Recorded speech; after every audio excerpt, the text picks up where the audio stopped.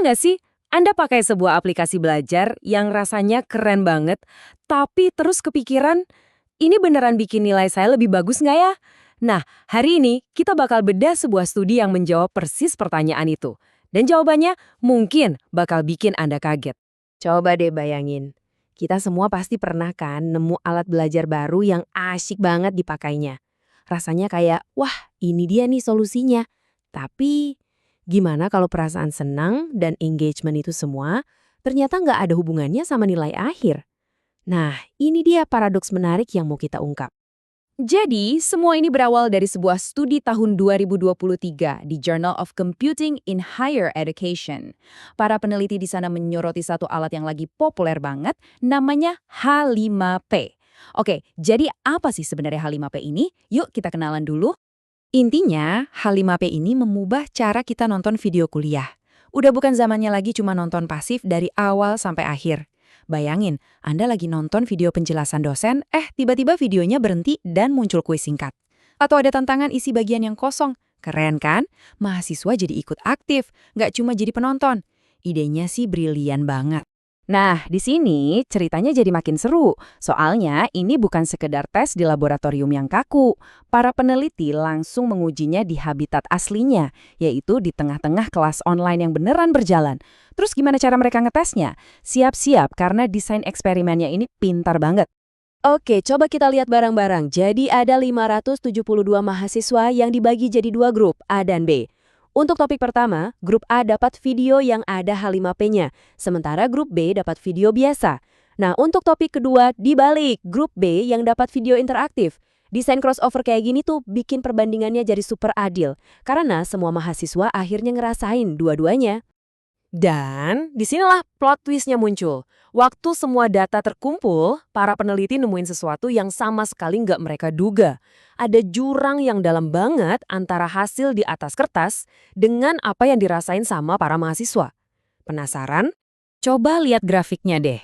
Balok-baloknya hampir sama tinggi kan? Artinya, ternyata nggak ada bedanya. Skor kuis mahasiswa yang pakai video interaktif H5P sama yang nonton video biasa itu ya 11-12. Nggak ada perbedaan signifikan secara statistik.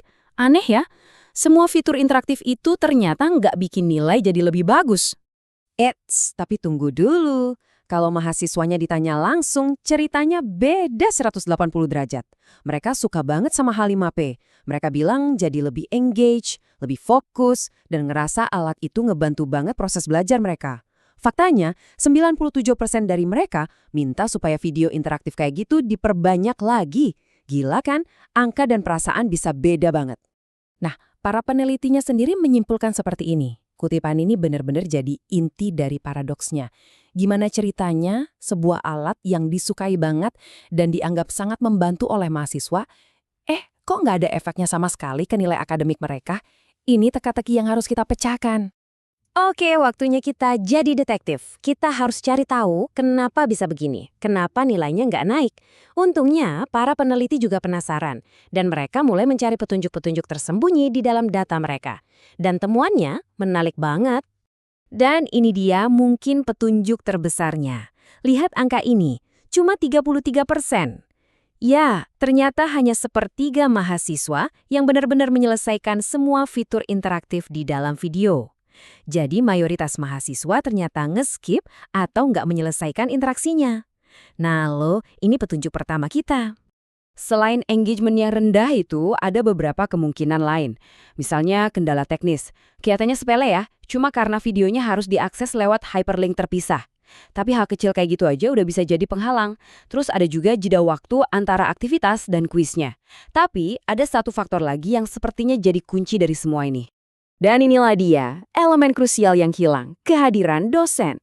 Gini deh analoginya, anggap aja H5P itu peta harta karun yang super canggih.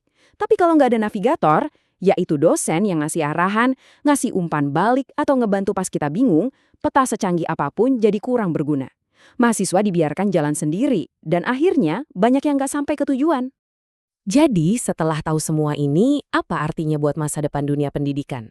Pelajaran yang bisa kita ambil dari studi ini ternyata jauh lebih besar dari sekedar aplikasi H5P. Ini tentang sebuah pesan penting soal teknologi di dalam kelas. Dan inilah kesimpulan utamanya. Intinya tuh bukan soal alatnya, tapi soal gimana cara pakainya. Ibaratnya gini deh, Anda bisa aja punya sepatu lari paling canggih dan paling mahal. Tapi kalau Anda nggak punya program latihan yang benar dan nggak ada pelatih yang bimbing, ya Anda nggak akan menang maraton. Sama persis di dunia pendidikan. Teknologi itu cuma alat, yang paling penting adalah gimana kita merancang pengalaman belajar di sekitarnya. Sebagai penutup, saya mau kasih satu pertanyaan buat kita renungkan bareng-bareng. Mana yang sebetulnya lebih berharga? Alat yang terbukti bisa naikin skor ujian, atau alat yang mungkin nggak langsung naikin nilai, tapi berhasil bikin mahasiswa jadi semangat dan benar-benar mau belajar? Jawaban dari pertanyaan itu bisa jadi akan menentukan arah masa depan pendidikan kita semua. Terima kasih sudah menyimak,